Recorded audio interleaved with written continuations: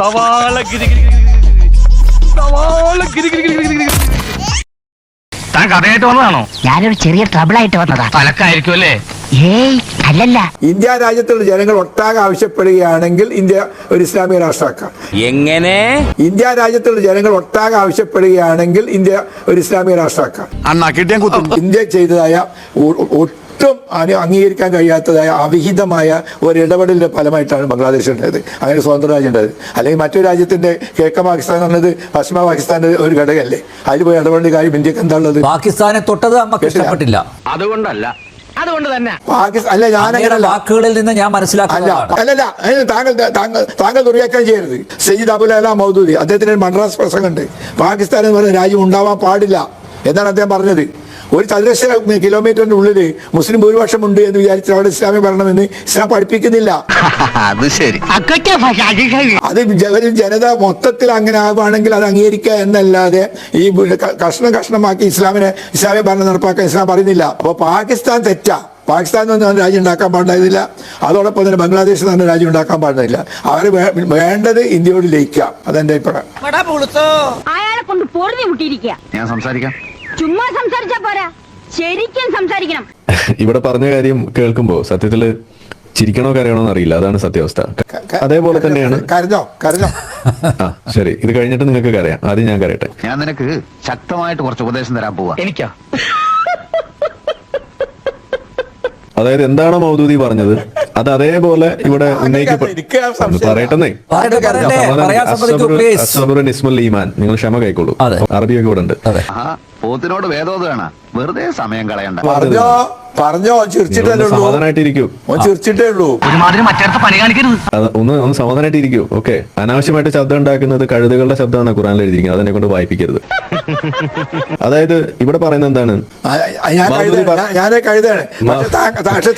പറഞ്ഞില്ല, ഖുറാനിൽ എഴുതിയ കാര്യം ഞാൻ ഞാനൊന്ന് പറയട്ടെ. ഞാനൊന്ന് പറയട്ടെ. താങ്കൾ പറഞ്ഞപ്പോ ആരും ഇടപെട്ടില്ലല്ലോ. നിന്റെ ഈ തൊട്ടിത്തരം കണ്ടിട്ട് എനിക്കങ്ങോട്ട് സഹിക്കാൻ പറ്റുന്നില്ല. യുദ്ധം കൊണ്ട് പൊറുതിമുട്ടുകയും അതേപോലെ തന്നെ ഹിന്ദുക്കളായിട്ടുള്ള ആളുകളെ പ്രത്യേകിച്ചും അവരെ തെരഞ്ഞുപിടിച്ച് 1971 ആ ഒരു കാലഘട്ടത്തിൽ അവിടെ നടത്തിക്കൊണ്ടിരുന്ന ഹിന്ദു ജനോസൈഡ് അങ്ങനെയുള്ള കാര്യങ്ങൾ നടക്കുമ്പോൾ അതിൽ ഇടപെട്ടുകൊണ്ട് അതിനെയൊക്കെ അവസാനിപ്പിക്കുന്നതിന് വേണ്ടിയിട്ട് ചെയ്തിട്ടുള്ള ആ നീക്കത്തെ വേറെ രീതിയിലേക്ക് വളച്ചുകൊണ്ട് പോകുന്നതിന് നമുക്ക് തെറ്റൊന്നും പറയാൻ കഴിയില്ല. കാരണം കാർട്ടൂണുകളാണ് അദ്ദേഹം അതിന് വേണ്ടിയിട്ട് അവലംബിച്ചിരിക്കുന്നത്, ഇതിനെ വിമർശിക്കുന്ന ആളുകൾ. അങ്ങനെ കാർട്ടൂണുകളൊക്കെ നിങ്ങൾ എടുക്കുകയാണെന്നുണ്ടെങ്കിൽ ഇവിടെ പല കാർട്ടൂണുകളും മുഹമ്മദ് നബിയെ കുറിച്ച് വരച്ചു വെച്ചിട്ടുണ്ട്. അതിനെക്കുറിച്ച് ഞാൻ പറയേണ്ടി വരും. അത് വെറുതെ പറയിപ്പിക്കരുതെന്ന് എനിക്ക് പറയാനുള്ളൂ. അപ്പൊ അതുകൊണ്ട് കാർട്ടൂണൊക്കെ അവിടെ മാറ്റി വെക്കാം. നിങ്ങൾക്ക് പറയാനുള്ള വിയോജിപ്പുകളൊക്കെ ഉണ്ടാവും. അത് നിങ്ങൾ ഉന്നയിക്കുന്നത് പോലെ തന്നെ തിരിച്ചുള്ള കാർട്ടൂൺ വെച്ചിട്ടോ അല്ലെങ്കിൽ എഴുത്തുകൾ വെച്ചിട്ടോ വരുമ്പോൾ അത് സ്വീകരിക്കാനുള്ള ഒരു കെൽപ്പ്, അത് സ്വീകരിക്കാനുള്ള കെൽപ്പും ഒരു ക്ഷമയും നിങ്ങൾ കാണിക്കണം. അതാണ് ജനാധിപത്യ മര്യാദ എന്ന് പറയുന്നത്. അല്ലാതെ ആളുകൾ സംസാരിക്കുമ്പോൾ ഒരു വാക്ക് പോലും സംസാരിക്കാൻ അനുവദിക്കാതെ ഇതേപോലെ ഇടയ്ക്ക് കയറി ഇങ്ങനെ സംസാരിച്ച് ഇതിന് വെകിളി കൂട്ടുന്നതിന് ജനാധിപത്യം എന്ന് പറയില്ല. അതിന് അസഹിഷ്ണുത എന്ന് തന്നെയാണ് നമ്മൾ പറയാം. അതിന് നിങ്ങളുടെ നിലവാരമില്ല എന്ന് തന്നെയാണ് പറയാം. ഇനി അടുത്ത കാര്യം ഇതിൽ പറയാനുള്ളത്, ഒന്ന് സമാധാനിക്കും. അസ്വബറുൻ ഇസ്മുൽ ഈമാൻ 10 തവണ ദിക്റ് ചൊല്ലി അവിടെ ഇരിക്കും. ഓക്കെ,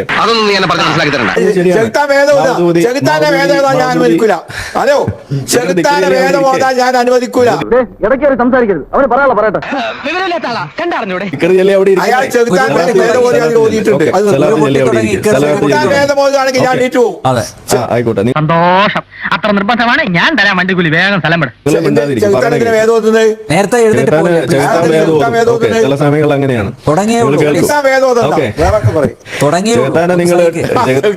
നിങ്ങൾ വണ്ടി പ്ലെയിൻ പിടിച്ച് പോയിട്ട് കല്ലെറിയുന്ന ആൾക്കാരല്ലേ, എത്ര ചെലവല്ലേ? അപ്പൊ കുറച്ച് ചെലവുണ്ടാവും. അപ്പൊ സമാധാനമായിട്ടിരി പറയുന്നത് കേൾക്കും.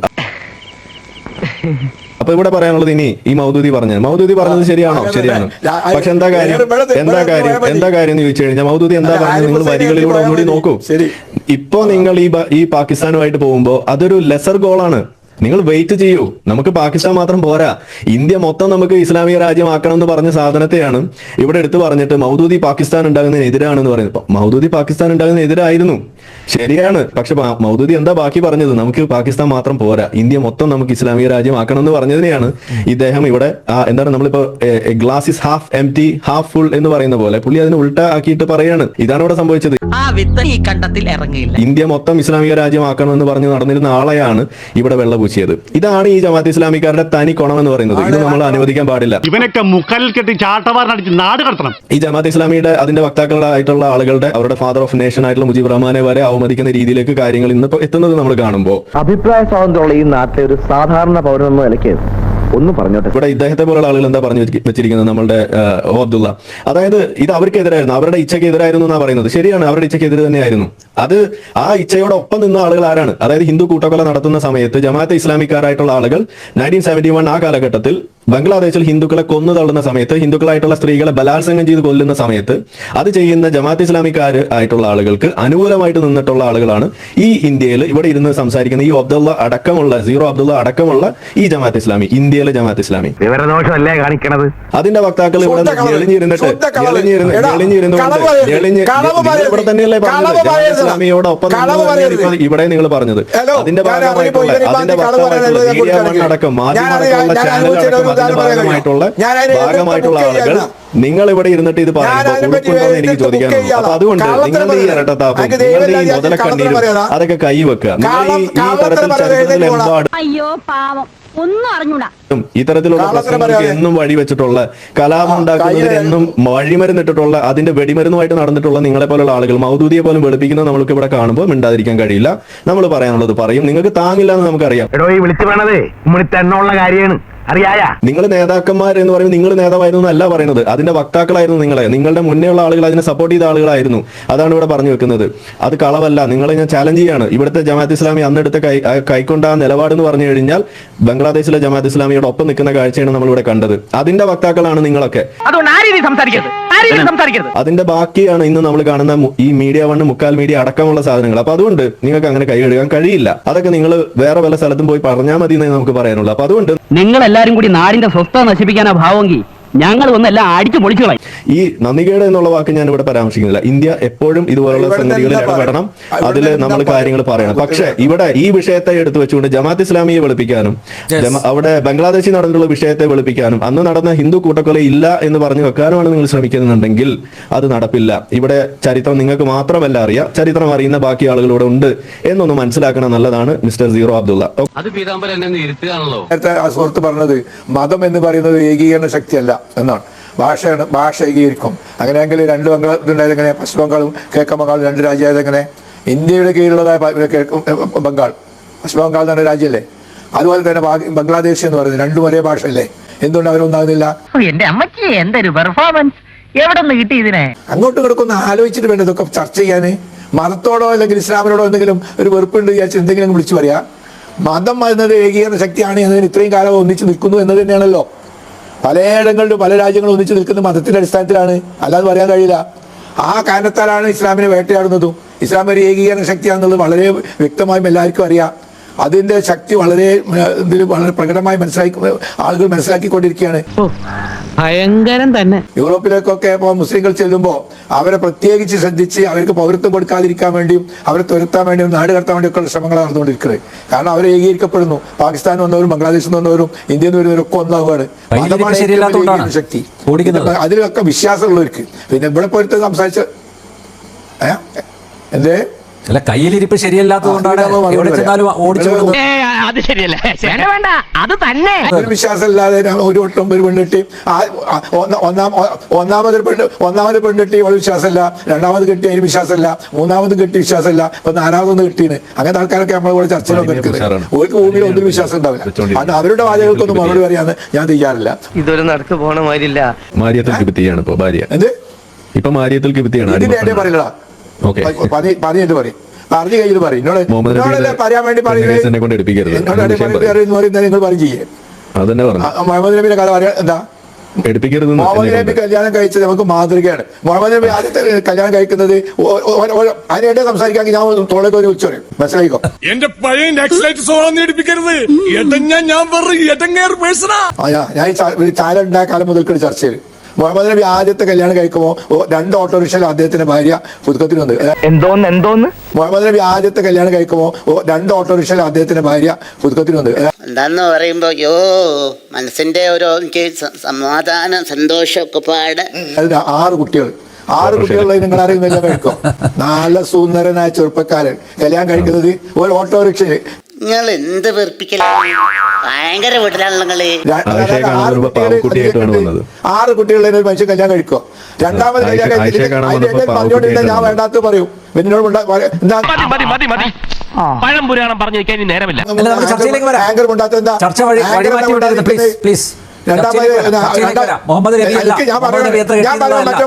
കൊണ്ടാതിരിക്കാം. എന്ത് ചർച്ചയിലൊക്കെ വരുന്നത്? പ്രവാചകർ പറഞ്ഞിട്ടല്ലേ കല്യാണം കഴിച്ച ഞാൻ കേട്ടല്ലോ. പറഞ്ഞു രണ്ടാമത് കല്യാണം കഴിക്കുന്നത് 68 വയസ്സുള്ള സ്ത്രീനാണ്. ജീവചരിത്രം പറയാതെ കാര്യം പറ പീതാംബര. അവരവിടെ ഭർത്താവ് ഇത് ഓപ്ഷനിലേക്ക് ഇച്ചിറ പോയി, ആ സ്ത്രീ ഭർത്താവ് അവരെ ഒഴിവാക്കി. അപ്പൊ അതിന് കല്യാണം കഴിച്ചു. ഇങ്ങനെ അഭയം നൽകി കല്യാണം കഴിച്ചാൽ ഞാൻ പരിഹസിക്കുന്നത്. ഇസ്ലാം എന്താണെന്ന് മനസ്സിലാക്കണ്ടേ? ഹോമിയോപ്പതി പഠിക്കാൻ പോയിട്ടെങ്കിൽ ഇസ്ലാം മനസ്സിലാവുക. ഹോമിയോപ്പതി എന്ന് പറയുന്നത് തന്നെ എന്താണെന്ന് എല്ലാവർക്കും അറിയാം. അത് പഠിച്ചാൽ ഡോക്ടർ എന്ന് പറയുന്നത് നടക്കുക. ഞാനാണ് കക്ഷി എന്താണെന്ന് പറഞ്ഞത്. ഹോമിയോപ്പതി യൂസ് ചെയ്യുന്ന ഞാൻ പേരിട്ടു. കാരണം എന്നെ വിളിച്ചത് നേരത്തെ കേട്ടില്ലേ, അബ്ദുള്ളാന്ന്. എന്ത് സാധനം? അപ്പൊ ഓബി വിജയൻ ഞാൻ വിളിക്കാം, സീറോ വിജയൻ എന്നാ വിളിക്കാം. ഇമാതിരൊക്കെ പറഞ്ഞ മറുപടി ഉണ്ട്. വിഷയത്തിലേക്ക് വരാൻ please. What I have to do. വിഷയത്തിലേക്ക് ഞാൻ വരുന്നത്. വിഷയത്തിലേക്ക് വരും. നിങ്ങൾ പറഞ്ഞ അസംബന്ധങ്ങൾക്ക് കുറച്ചും കൂടി മര്യാദയിൽ എനിക്ക് മറുപടി പറയേണ്ടതുണ്ട്. ആ മറുപടി പറഞ്ഞിട്ട് എനിക്ക് വിഷയം വളരെ ഗൗരവമായിട്ട് തോന്നുന്നു. വേറെ എന്താ നിങ്ങൾ സംശയം പറയും, ഞാൻ പറയാം. എന്താ വേറെ ഏതാ വിഷയം? വേറെന്താണുള്ളത്? എന്തിനും നിനക്ക് പറയാനൊരു സമാധാനം ഉണ്ടല്ലോ. ഇപ്പോ എന്തായിരിക്കും ബംഗ്ലാദേശിന്റെ ഭാവി എന്തായിരിക്കും? ഇങ്ങനെ പോയാൽ ഇന്ത്യയെ ഉറപ്പിച്ച് മുന്നോട്ട് പോകാൻ പറ്റുമോ? താങ്കൾ പറ്റുന്നാണ് പറയുന്നത്. ബംഗ്ലാദേശ് പാകിസ്ഥാന്റെ അഫ്ഗാനിസ്ഥാന്റെ അവസ്ഥയിലേക്ക് പോവുകയാണ് ബംഗ്ലാദേശ്. മറ്റു രാജ്യങ്ങളിലൊന്നും സംഭവിക്കാത്ത എന്നൊന്നും പറഞ്ഞുകൂടാ. അവിടെ ഇപ്പം നടന്ന കലാപത്തിൽ ഹിന്ദുക്കൾ കൂട്ടക്കലാപം നടത്തിയ ശുദ്ധ കളവ. BBC പരിശോധിച്ച രക്ഷാകാരി ഇരിക്കുന്നത്. അവിടെ ആകെ കൊല്ലപ്പെട്ട ഹിന്ദുക്കളുടെ 9. ഇങ്ങനെ കള്ളം വിളിച്ചു പറയാതെ താങ്കൾക്ക് ഞാൻ അയച്ചുതരാം, വീഡിയോ ദൃശ്യങ്ങൾ ഞാൻ അയച്ചുതരാം. താങ്കൾക്ക് BBC പറയുന്ന ഞാൻ അങ്ങോട്ട് വെക്കാം. ഒന്ന് കൊടുക്കാന്ന് വിചാരിച്ച പിശാചി തത്തുപോലോ. ഇങ്ങനെ കള്ളം പടച്ചുവിടാതെ ആണ്. ഇങ്ങനെ കള്ളം പടച്ചുവിടാതെ പിന്നെ താങ്കൾക്ക് ലേഖനം അങ്ങോട്ട് വെക്കാലോ. അല്ല നിങ്ങളെ പോലത്തെ ബംഗ്ലാദേശ് പോയി വരാൻ ഞാൻ പൈസ ലേഖനം അങ്ങോട്ട് അയക്കുന്നില്ല. നിങ്ങൾ എന്തുകൊണ്ട് ലേഖനം അയക്കുന്നില്ല? ഒന്ന് പോടോ. സെറ്റപ്പ് ഉള്ള ആൾക്കാരാണല്ലോ.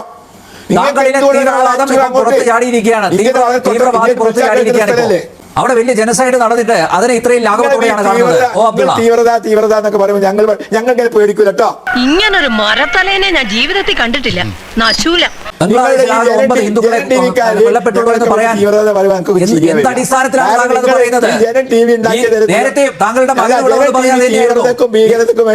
നിങ്ങൾക്ക് BBC മാത്രമേ ഉള്ളൂ നിങ്ങൾക്ക് ഇതിനൊക്കെ അടിസ്ഥാനം ആധാരം. താങ്കളുടെ മകനും ഇതേ അഭിപ്രായമാണ് ഇവിടെ പറഞ്ഞിട്ട് പോയത്. അങ്ങനെ ഒരു കീഴ്വഴക്കം ഉണ്ടാക്കി വെക്കരുതല്ലോ, അതൊരു ശീലാവും. BBC പറഞ്ഞാൽ എല്ലാം ആയോ? ഞങ്ങൾക്ക് ജനമുണ്ട്. ജനം എല്ലാം അല്ല. BBC എങ്ങനെയാണ് ടെസ്റ്റ് ചെയ്യുന്നത്, അല്ലെങ്കിൽ എങ്ങനെയാണ് ഡൈവേർട്ട് ചെയ്യുന്നത് മനസ്സിലാക്കിയതല്ലേ? നിങ്ങൾക്ക് എന്തുകൊണ്ട് ലേഖനം അങ്ങോട്ട് അയച്ചൂടാ? ഞാൻ അയക്കാം. ഒരുമാതിരി പട്ടുകോട്ടയ്ക്കുള്ള വഴി ചോദിക്കുമ്പോ കൊട്ടപ്പാക്കിന് വില പറയുന്ന ഏർപ്പാട് ഞങ്ങൾ വേണ്ട. ആദ്യം ഇതുമായി ബന്ധപ്പെട്ട് അതിന്റെ എന്താണ് വസ്തുതകൾ എന്ന് പഠിക്കാനെങ്കിലും ശ്രമിക്കുക. അബ്ദുള്ള, താങ്കൾക്ക് പ്രത്യേകിച്ച് പണിയൊന്നുമില്ലല്ലോ. ഈ BBC മാത്രം ഇങ്ങനെ ആശ്രയിക്കാതെ മറ്റു മാധ്യമങ്ങൾ റിപ്പോർട്ട് ചെയ്യുന്നത് കൂടി ഒന്ന് മനസ്സിലാക്കൂ. ആദ്യം ഇങ്ങനെ മിതവാദത്തിലൂടെ ഇങ്ങനെ പതുക്കെ പോയി ഇപ്പോ അബ്ദുള്ളയിലെ തീവ്രവാദി പൊടുന്നനെ അങ്ങ് ചാടിയിരിക്കുകയാണ്. താങ്കൾ ഇനി അവിടെ ഇരുന്ന് കള്ളം പറയാതെ ദയവേത് നിന്റെ അടവൊന്നും ഇവിടെ എടുക്കണ്ട. ആരിഫ് ഹുസൈൻ പറയുന്നത് കേൾക്കൂ. അയാളെ പോലത്തെ ഒരാളെ കൂടെ ഞാൻ ചർച്ചയ്ക്ക് തയ്യാറില്ല. തീർന്നിട്ടില്ല. ആരിഫ് ഹുസൈൻ ഒരു കാര്യം ചെയ്യാം, നാളെ മുതൽ BBC റിപ്പോർട്ടർ കൊണ്ടേ ഇരുത്താം സംവാദത്തിൽ. ഞാനൊരു അബ്ദുള്ള പറയുന്നതിന് മുന്നേ ദയവായിട്ട് എന്തായാലും അബ്ദുള്ള പറഞ്ഞത്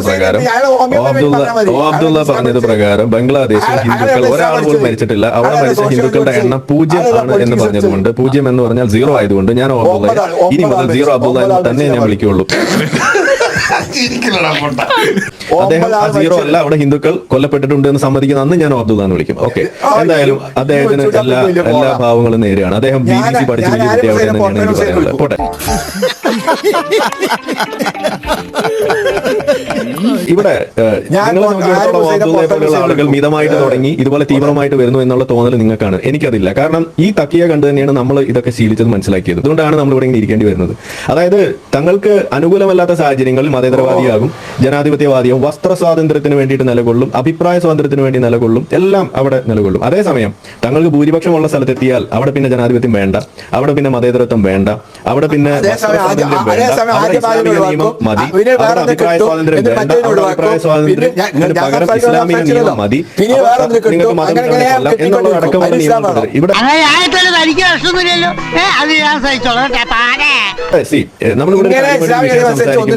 അവിടെ ഇതേപോലെ മുഹമ്മദ് നബിയെയും ഇസ്ലാമിനെയും വലിച്ചഴക്കുന്നത് ആരാണ്? ഞാനല്ലല്ലോ.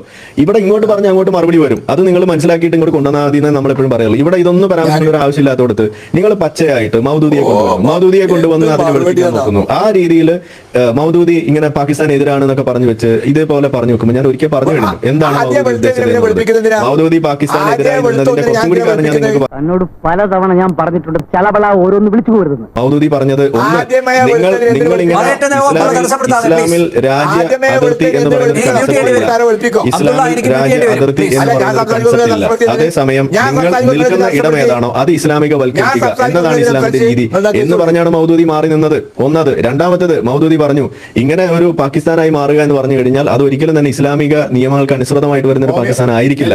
അതുകൊണ്ട് നമുക്ക് വേണ്ടത് ഇസ്ലാമിക രാജ്യമാണ്, അതിനുവേണ്ടിയാണ് നമ്മൾ നിലകൊള്ളേണ്ടത്. അതുകൊണ്ട് ഇപ്പൊ ഞാൻ പാകിസ്ഥാനൊപ്പം ഇല്ല എന്ന് പറഞ്ഞു നിന്നു. എന്നിട്ട് പിന്നെ അവസാനം പാർട്ടീഷൻ വന്നു കഴിഞ്ഞപ്പോ അവിടെ പാകിസ്ഥാനിൽ ഇസ്ലാമിക ഭരണമാക്കാൻ, അത് ഇസ്ലാമിക റിപ്പബ്ലിക് ആക്കാൻ വേണ്ടിയിട്ട് ഏറ്റവും കൂടുതൽ ചരട് വലികൾ നടത്തിയിട്ടുള്ള ഒരു വ്യക്തി കൂടിയാണ് ഈ പറയുന്ന മൗദൂദി. ഈ മൗദൂദിയാണ് ഇവിടെ വിളിപ്പിച്ചത്. കൊടുക്കേണ്ടത് അപ്പൊ തന്നെ കൊടുക്കണം, അല്ലെങ്കിൽ അവനൊക്കെ തലയിൽ കയറും. ഇത് നമ്മൾ മനസ്സിലാക്കണം. ഇത് കാലങ്ങളായിട്ട് ചെയ്തുകൊണ്ടിരിക്കുന്ന ആളുകളാണ്. പിന്നെ 1971 യുദ്ധത്തിൽ പാകിസ്ഥാൻ അവിടെയുള്ള ജമാഅത്ത് ഇസ്ലാമിക്കാര് ഇപ്പുറത്തെ ഹിന്ദുക്കളെ കൊന്നു തള്ളിക്കൊണ്ടിരിക്കുമ്പോൾ അതിന് ഒത്താശ ചെയ്ത ആളുകളാണ് ഇന്ത്യയിലെ ജമാഅത്ത് ഇസ്ലാമി. അതിന്റെ വക്താവാണ് ഇവിടെ ഇരുന്ന് തള്ളുന്നത് എന്ന് നമുക്ക് അറിയുന്നതുണ്ട്. നിങ്ങൾക്ക് അത്ഭുതം ഉണ്ടാവുമായിരിക്കും, നമുക്ക് അത്ഭുതമൊന്നുമില്ല. കാരണം ഇത് പണ്ട് എങ്ങനെയാണ്, ഇവരുടെ വാല് ചൂട് തന്നെയാണ് ഇരിക്കുന്നത്. ഇവരുടെ വാല് നിങ്ങൾ എത്ര കുടലിൽ ഇട്ടാലും അത് നിവരില്ല. കാരണം അത് അൽ വാലാണ്, അത് അൽ കുടലിൽ ഇട്ടാൽ മാത്രമേ അത് അങ്ങനെ തന്നെ ഇരിക്കുകയുള്ളൂ. അത് നിവരാൻ പോകുന്നില്ല. വിവരമുള്ളവർക്കുള്ളതാണ് ഇതൊക്കെ, അല്ലാതെ തന്നെ പോലെ വിവരം ഇല്ലാത്തവർക്കുള്ളതല്ല. വിവരമുള്ളവർക്ക് വിവരമുള്ളവരെ കുറിച്ച് അറിയൂ. അപ്പൊ അതുകൊണ്ട് നിങ്ങൾ ഇവർ എത്ര മതേതരവാദികളാണെന്ന് പറഞ്ഞാലും ലോകം ഇവരെ സമ്മതിക്കാത്തത്, ഇവരെ ആ രീതിയിൽ കാണാൻ ഇവർക്ക് സാധിക്കാത്തത് അതുകൊണ്ടാണ്. കാരണം ഈ തക്കിയാണ് എപ്പോഴും എടുത്ത് പൊക്കിക്കൊണ്ട് നടക്കുന്നത്. ഒരു വാക്ക് പോലും പറയാൻ സമ്മതിക്കാതെ ഇടപെട്ടുകൊണ്ടിരിക്കുന്നുണ്ടല്ലോ. ഈ അസഹിഷ്ണുത ഇത് തന്നെയാണ് ഇസ്ലാമിന്റെ രീതി. നിങ്ങൾക്ക് എതിരഭിപ്രായം പറഞ്ഞ ആളുകളെ കൊന്നു തള്ളിയിട്ടുള്ള ചരിത്രം മുഹമ്മദ് നബി ചെയ്തിട്ടുള്ളത് തന്നെയാണ് ഇവിടെ പറഞ്ഞുകൊണ്ടിരിക്കുന്നത്. കൊല്ലാൻ പറ്റാത്തതുകൊണ്ട് ഇതേപോലെ പിന്തുടർന്നുകൊണ്ടിരിക്കും. അതാണ് നമ്മൾ കാണുന്നത്. അതുകൊണ്ട് സീറോ ഒരു പരിപാടി പോകുന്നില്ല. ജമാഅത്ത് ഇസ്ലാമിയെ വെളുപ്പിക്കാൻ നോക്കിയാലും അത് ഈ ഇന്ത്യയിൽ ഇനി നടക്കില്ല. ഇത് മുളയിലെ നുള്ളി കളഞ്ഞില്ല വെച്ചാൽ പ്രശ്നം ഗൗരവമാവും. കാരണം അത് ഇവിടെ എന്താണ് ജമാഅത്ത് ഇസ്ലാമി എന്നുള്ളത് നിങ്ങൾ പറഞ്ഞല്ലോ. ബംഗ്ലാദേശിൽ ഇടപെട്ടത് ഇലക്ഷൻ, അതിനെക്കുറിച്ച് ഇവിടെ ഓൾറെഡി സൂചിപ്പിച്ചു കഴിഞ്ഞു. എന്താണ് അതിന്റെ സംഗതി? നിങ്ങൾ അല്പമെങ്കിലും ചരിത്രം, അല്പമെങ്കിലും അതിന്റെ പിന്നാമ്പറം ഒന്ന് നോക്കിയിരുന്നെങ്കിൽ ആ വിഡ്ഢിത്തർ ഇവിടെ വിളമ്പുമായിരുന്നോ? ഇലക്ഷൻ കഴിഞ്ഞിട്ടാണ് യുദ്ധത്തിന് ഇറങ്ങിയത് എന്നുള്ളത് ഒരിക്കൽ ഇവിടെ പറഞ്ഞു കഴിഞ്ഞു. നമ്മൾ ഇനി വീണ്ടും ആവർത്തിക്കണോ? അതാ നമുക്ക് ചോദിക്കാനുള്ളൂ. അതിനൊരു സമാധാനം, അത് ഇന്ദിരാഗാന്ധി ആയി എന്നുള്ളതാണ്. അത് ഏതെങ്കിലും ഒരു BJP കാരനായിരുന്നു എന്നുണ്ടെങ്കിൽ എന്തായിരിക്കും അവസ്ഥ എന്ന് ആലോചിച്ച് നോക്കൂ. അത് ഹിന്ദുക്കളെ രക്ഷിക്കാൻ വേണ്ടി ഇറങ്ങി എന്ന് പറഞ്ഞല്ലേ ഇപ്പൊ നിങ്ങൾ ഇവിടെ പറയാ. അത് ഇലക്ഷൻ എന്ന് പറഞ്ഞുകൊണ്ട് നിങ്ങൾക്ക് നുണ പറഞ്ഞെങ്കിൽ പിടിച്ചു നിൽക്കാൻ നോക്കുന്നത് എന്തുകൊണ്ടാണ്? അത് ഇന്ദിരാഗാന്ധി ആയതുകൊണ്ടും അത് കോൺഗ്രസ്സുകാരി ആയതുകൊണ്ടും അത് BJP കാരനായിരുന്നെങ്കിൽ ഹിന്ദുക്കൾക്ക് വേണ്ടിയിട്ട് BJP കാർ എന്തും ചെയ്യുമെന്ന് പറഞ്ഞു. ഒരു കാര്യം കൂടി ഞാൻ ഇവിടെ പറയുന്നത് ഒരു കാര്യമാണ്. ഇവിടെ നമ്മൾ കണ്ടു, അതായത് നമ്മളുടെ ഇവനെ ഞാനൊരു പൂശട്ടെ, അതുകൊണ്ട് ഒരു പ്രയോജനമില്ല ഏട്ടാ.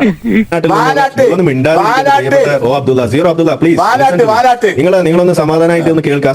പോലെ കാര്യത്തിലോട്ട് കയറുന്നതിന് മുമ്പേ തനിക്ക് എന്തൊരു ഒരു ഇളവക്കം. നമ്മളുടെ പ്രിയങ്ക ഗാന്ധി എന്താ പറഞ്ഞത്? ഹിന്ദുക്കൾക്ക് വേണ്ടിയിട്ട് ഇറങ്ങിത്തിരിക്കണമെന്ന് പറഞ്ഞു. അപ്പൊ നമ്മൾ ആലോചിച്ച് നോക്കൂ. അതായത് ഹിന്ദുക്കൾക്ക് വേണ്ടി മിണ്ടിയാൽ പ്രശ്നം, ഹിന്ദുക്കൾക്ക് വേണ്ടി മിണ്ടി ഇല്ലെങ്കിൽ പ്രശ്നം. ഇതെന്ത് കൂത്താണെന്നാണ് നമുക്ക് ചോദിക്കാനുള്ളത്.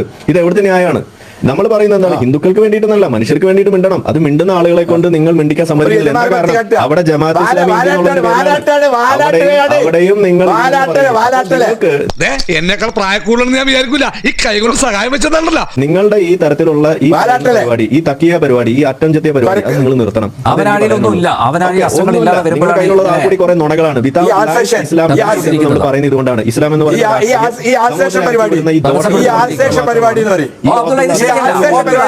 താങ്കളാണ് ഈ പാനലിലെ ഏറ്റവും സീനിയർ ആയിട്ടുള്ള വ്യക്തി.